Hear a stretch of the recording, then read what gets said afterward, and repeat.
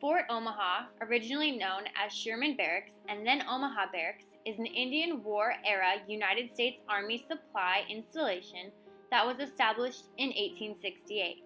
Omaha, a young but growing city, recognized the potential for economic growth and competed with other towns to win the planned post. The city cited its railroad and river transportation systems and already established businesses as the support the Army would need. Civic leaders purchased 42 acres of land and offered to lease it to the government at an undervalued price for the new headquarters. The Army accepted the offer. Omaha Barracks became Fort Omaha in 1878. The fort served as a point of departure from which troops were distributed across the plains to protect supply lines and secure frontier settlements. Fort Omaha is also where Ponca Chief Standing Bear and 29 fellow Ponca were held prior to the landmark 1879 trial of Standing Bear versus Crook. George Crook was a career United States Army officer, most noted for his distinguished service during the American Civil War and the Indian War. The General Crook House at Fort Omaha in Omaha, Nebraska is named in his honor, as he was the only commander of the Department of the Platte to live there. The Crook House was entered in the National Register of Historic Places on April 15, 1969.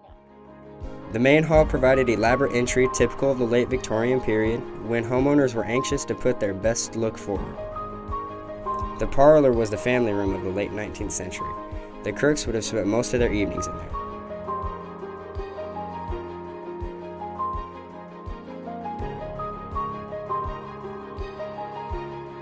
The reception room was the official greeting room of the home. The commander was expected to entertain all dignitaries who came to Nebraska. General Crook entertained most famously Presidents Grant and Hayes.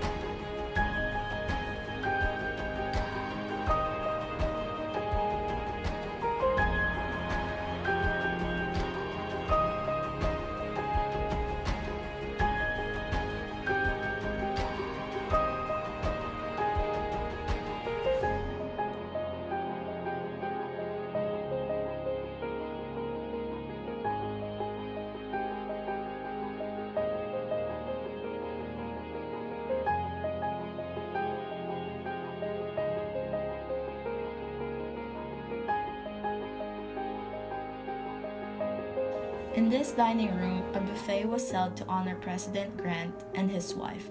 This occasion came so soon after the completion of the house that the Crooks' personal furnishings had not yet arrived.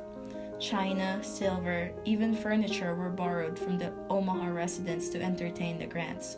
One of the original maid's call buttons under the dining table still rings in the basement and registers on the call box in the kitchen. The presidential room is a guest room where both President Grant and Hayes have slept. All presidents from Grant through Cleveland have visited the Crook House, as did King Kalakaua of Hawaii. Mrs. Crook's bedroom is on the southeast side of the house, which was traditionally given to the ladies for it was coolest in the summer and warmest in the winter. General Crook's bedroom was connected to his wife's bedroom, which is part of the master suite, allowing the general to be accessible at all times by his aide, yet it also provided privacy to his wife.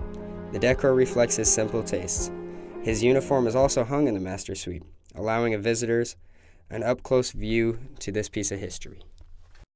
My name is Glenda Hervey.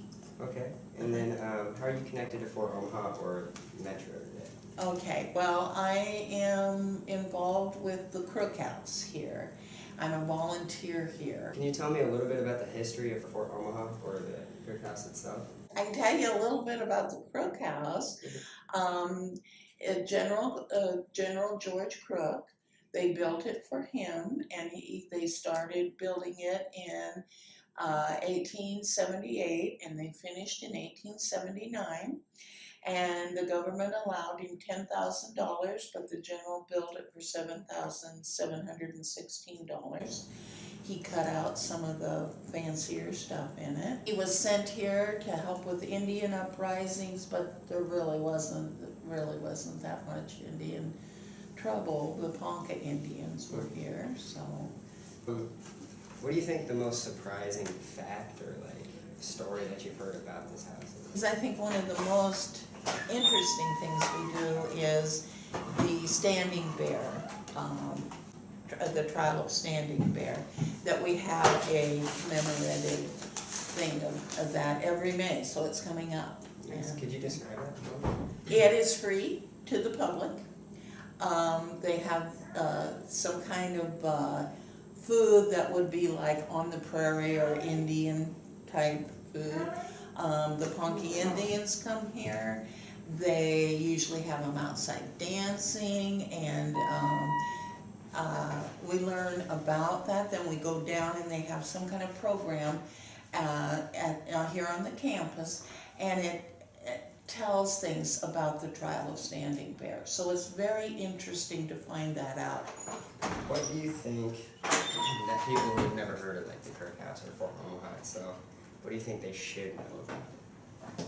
Thing I think they should see about the house, or know about the house, is about the general, is about what he did for with the country. He fought in the Civil War, and what he did as a general. You can learn a lot by that and see the house.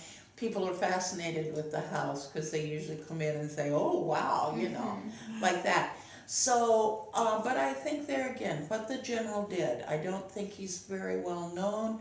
The trial of standing bear is not very well known. So I think that's what would be intriguing for him to come and learn. I'd just like to add to come out to the house and see it, because it's very, very interesting.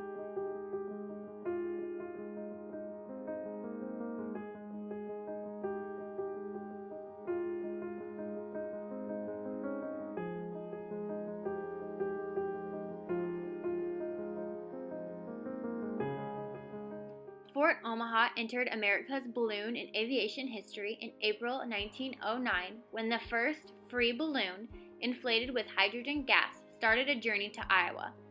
After the flight, the Army soon learned successful enemy observations could only be made from a balloon controlled in flight.